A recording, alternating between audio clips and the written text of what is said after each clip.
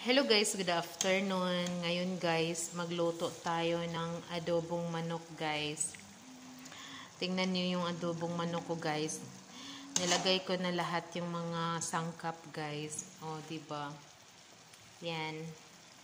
Hayaan na yan natin maluto siya guys. Tapos, nagluto na rin ako ng puting kanin. At saka, ito guys. Yung harina ito guys. Para sa amo kong babae. Yan ang lunch niya guys. O, diba? Isang sarap-sarap ng adobo guys. Lalo na pag taglamig.